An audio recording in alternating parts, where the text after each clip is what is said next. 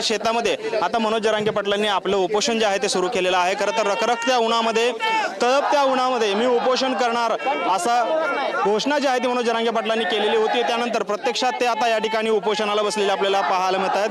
दादा काय सांगाल, काय भूमिका आहे उपोषणाला बसलेले? पाटील काय सांगाल, आजपासून उपोषण सुरू करताय, पण अनोखं उपोषण कारण आतापर्यंत जे आहे ते उपोषण जे ते सावलीत झालेले आहे।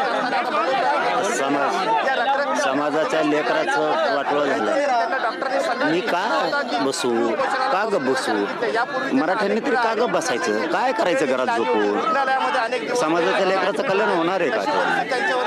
पक्षानंतर सत्तानंतर आपले लेकरं बाळ मोठे झाले पाहिजे, सुखी झाले पाहिजे। आपण घरात झोपलो तर आपल्या लेकराचे वाटोळं। मी नाही झोपू शकत, माझा मराठा समाज बी राज्यातला नाही झोपू शकत, जातवान मराठा घरी नाही राहू शकत। एकतर तुम्ही उपोषणाला बसले, मात्र मराठा समाज देखील आक्रमक होतो। समृद्धी महामार्गावर रस्ता रोको आंदोलन सुरू आहे नावाशिवाय ते मला नाही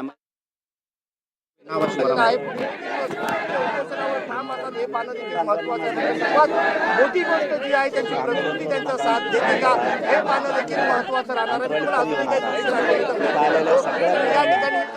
काळजी घ्या, कोणी कसं रास्ता रोको करू नका, काहीच करू नका, शांत राहा ही माझी सगळ्याला विनंती आहे। तुम्हाला यायचं असेल मला भेटायला तर या, तुम्ही मला बघताल मी तुम्हाला बघ।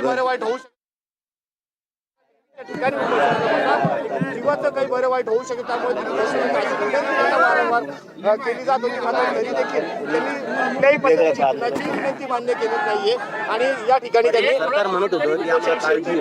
सुरुवात केलेला आहे। डाव्या बाजूला दाखवण्याचा प्रयत्न करतो। पोलिसांचा मोठा फौज फाटा या ठिकाणी दाखल झालेला आहे।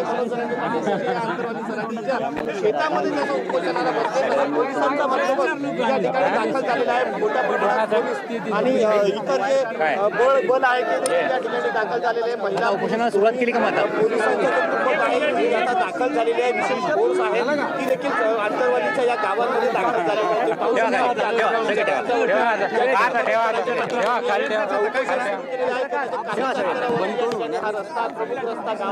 आपण पाहतो या ठिकाणी एकीकडे घोषणाबाजी या सगळ्यांची सुरू आहे, दुसरीकडे मनोज जरांगे भर उन्हात उपोषणाला बसलेले आहेत।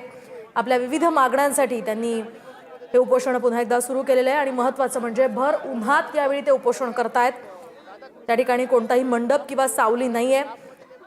जरांगे पाटलांनी स्पष्ट केलंय की यावेळी कोणत्याही मंडपात किंवा सावलीत बसणार नाही, उघड्या मैदानावर रखरखत्या उन्हामध्ये आपण उपोषण करणार असल्याचं त्यांनी सांगितलं आणि त्यानुसार या ठिकाणी कोणीही अंतरवाली सराटीमध्ये येऊ नये असं आवाहन सुद्धा त्यांनी मराठा समाजाला केलं होतं। मात्र बऱ्याच मोठ्या संख्येनं मराठा समाजाचे हे त्यांचं औक्षण करण्यासाठी या ठिकाणी दाखल झालेले आहेत। त्यांना तिलक लावत या ठिकाणी त्यांचं औक्षण करताना आपल्याला ते पाहायला मिळत आहेत। मनोज जरांगे पाटलांनी सरकारकडे ज्या मागण्या केलेल्या होत्या त्यामध्ये प्रामुख्याने सारथीसारख्या संस्था ज्या आहेत, ज्या बंद झालेल्या आहेत, ज्यांचं अनुदान बंद आहे त्यांचं अनुदान सुरू करावं। त्याचबरोबरीनं या ठिकाणी जे प्रलंबित जवळपास 58 लाख नोंदी ज्या आहेत त्या सरकारने काढल्याचा दावा केलेला होता, त्याच्या प्रमाणपत्रांचं वाटप जे आहे ते सुरू करावं अशी देखील मागणी त्यांनी या ठिकाणी सरकारकडे केलेली होती। मात्र सरकारकडून काल चर्चेचा पहिला टप्पा जो आहे तो पूर्ण झालेला आहे, आज दुसरा टप्पा होणार आहे आणि नक्की या चर्चेमधून मनोज जरांगे पाटील आपलं उपोषण मागे घेत आहेत की ते तसंच सुरू ठेवत आहेत, काय भूमिका आहे हे देखील आपण जाणून घेऊयात।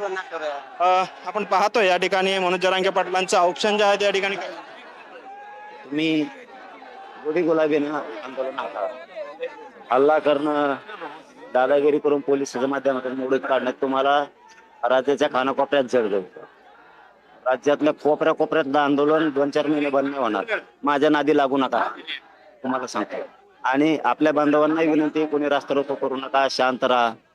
आधी सरकारला चूक करू द्या, नंतर बघू। आपण शांततेने राहा, अंतर्वालीत येऊ नका, ऊन काळजी घ्या। मी लढतो तुमच्या लेकरांसाठी, कोणी रास्ता रोको करू नका। पोरांच्या भावना आहेत, आपल्या जातीला मिळत नाही म्हणून पण त्यांचं पण खरं आहे, परंतु तरी पण माझी विनंती सगळ्यांनी शांत राहा। आपण पाहतो या ठिकाणी गावकऱ्यांकडून औक्षण जे आहे ते केलं जात आहे आणि मनोज जरांगे पाटलांच्या या उपोषणाला आता प्रत्यक्षात सुरुवात झालेली पाहायला मिळते। गावकऱ्यांकडून औक्षण करत या ठिकाणी या उपोषणाचं स्वागत जे आहे ते गावकऱ्यांनी या ठिकाणी करायला सुरुवात केलेली आहे। आपण पाहतोय खरं तर लहान चिमुकल्या आणि काही महिला ज्या आहेत त्या या ठिकाणी येऊन औक्षण करताना आपल्याला पाहायला मिळत आहेत आणि या आंदोलनाला पाठिंबा जो आहे तो गावकऱ्यांचा असणार आहे. आपण पाहतो या ठिकाणी महिलांकडून औक्षण जे आहे ते आता केलं जात आहे आणि मनोज जरांगे पाटलांच्या आंदोलनाला पाठिंबा म्हणून हे औक्षण करण्यात येत आहे. लहान मुलांचे देखील या ठिकाणी उपस्थिती आहे.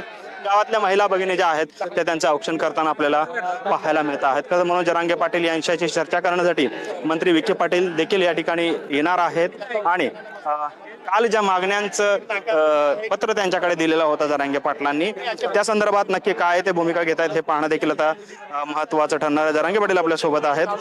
दादा, खरं तर स्वागत होत आहे, औक्षण होत आहे, काय सांगाल? जरांगे पाटील यांच्या भेटीसाठी येत आहेत. माझ्या राज्यातल्या करोडो मायमावल्या त्यांच्या लेकरा बाळासाठी जगतो मी. त्यांना ते माया प्रेम आहे तेवढं, आणि मी नशीबवान आहे की मला ते प्रेम लाभलं. करोडो मायमावल्या त्यांच्या लेकरासाठी लढतोय म्हणून माझ्यासाठी वाटेल ते आंदोलन तो भरायला तयार असते. माझंही कर्तव्य त्यांसाठी लढणं. दादा, खरं तर तुम्ही रणरणत्या उन्हात उपोषण करणार असं सांगितलं होतं आणि आता प्रत्यक्षात तुम्ही उपोषणाला बसलेले आहात.